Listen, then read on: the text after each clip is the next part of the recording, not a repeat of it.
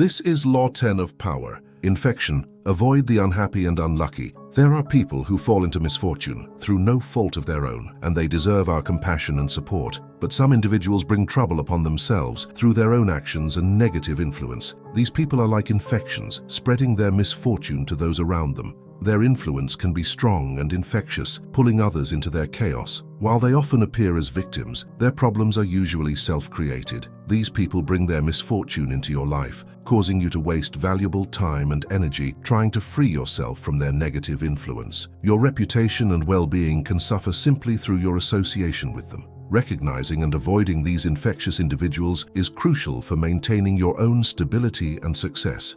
The story of Lola Montez shows how one person's chaotic life can spread misfortune to many influential figures, involving them in her drama and ruining their beautiful lives.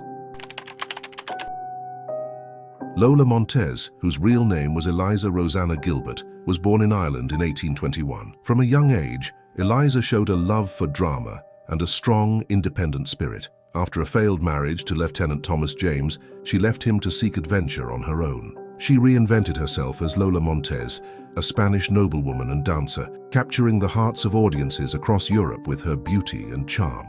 In 1846, Lola arrived in Munich, where she caught the eye of King Ludwig Thierns of Bavaria. Ludwig, an older king who loved the arts, was quickly smitten with Lola's exotic looks and lively personality. He made her his mistress, giving her gifts, titles, and power. She was made Countess of Landsfeld and held significant influence at the court. However, her rise to power angered the conservative Bavarian nobles and many of the citizens. Lola was known for her fiery temper and scandalous behavior. She openly challenged social norms, demanding favors and positions for her friends. This boldness quickly made her many enemies among the elite, who saw her as a threat and a symbol of corruption. Public opinion turned against her, and her influence over Ludwig became a major source of unrest. But King Ludwig thus was not the only powerful man affected by Lola. Before her time in Bavaria, Lola had relationships with several influential men across Europe.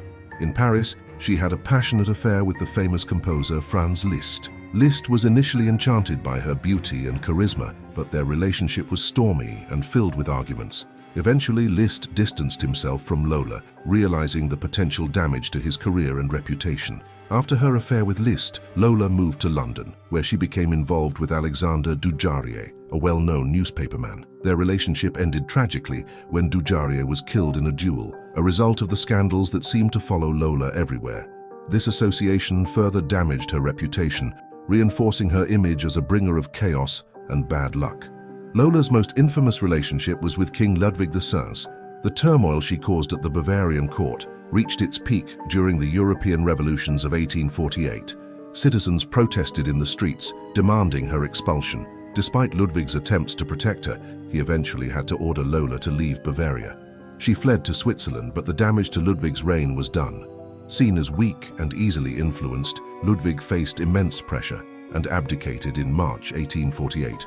His son, Maximilian II, took over, aiming to restore stability and distance the monarchy from Lola's scandalous legacy. After leaving Bavaria, Lola continued her adventures across Europe and America. A few years later, the man who published Lola Montez's autobiography went bankrupt. In 1853, Lola moved to California, where she met and married a man named Pat Hull. Their relationship was as stormy as all the others, and she left Hull for another man. He took to drink and fell into a deep depression that lasted until he died 4 years later, still a relatively young man. At the age of 41, Lola gave away her clothes and finery and turned to God. She toured America, lecturing on religious topics, dressed in white and wearing a halo-like white headgear. She died 2 years later in 1861. Lola Montez attracted men with her charm, but her influence extended beyond physical allure. It was through the force of her character that she kept her lovers enthralled. Men were sucked into the maelstrom she churned up around her. They felt confused, upset, but the strength of the emotions she stirred also made them feel more alive. As is often the case with infection, the problems would only arise over time.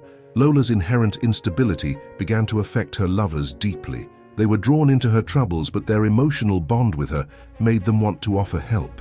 This was the crucial turning point. Lola Montez was beyond saving. Her problems were too profound. Once a lover became entangled in her issues, he was doomed. He would find himself caught up in conflicts the turmoil would spread to his family and friends, or, as with Ludwig, to an entire nation. The only remedy was to sever ties completely or face inevitable collapse.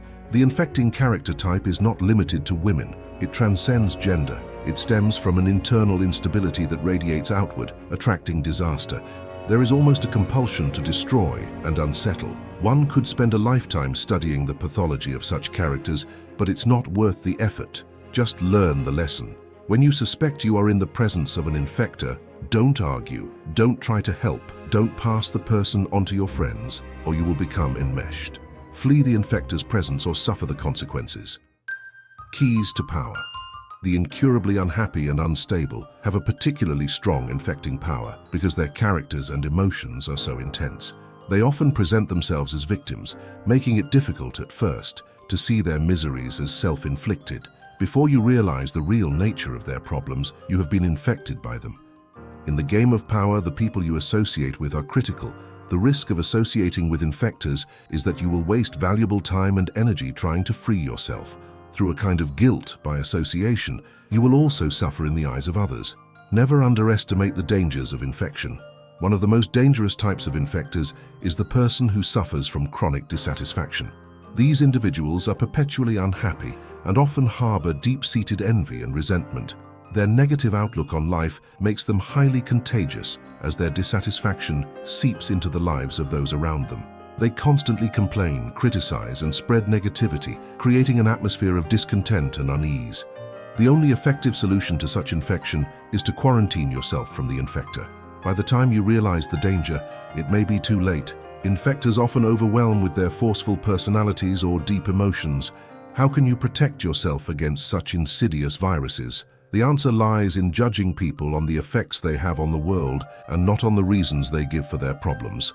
Avoid those with a history of misfortune, broken relationships, and instability. On the positive side, there are people who naturally attract happiness through their good cheer and intelligence. Associating with them can have a beneficial effect, spreading their positive qualities to you. Seek out generous, cheerful, and gregarious individuals to counterbalance any negative traits you might have. Making this a rule of life will benefit you more than any other strategy.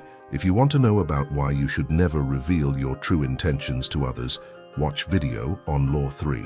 And if you want to know why you should always seek attention at any cost, watch video on Law 6. Till then, stay powerful. Hey, you can like and subscribe to our channel, only if you find us valuable.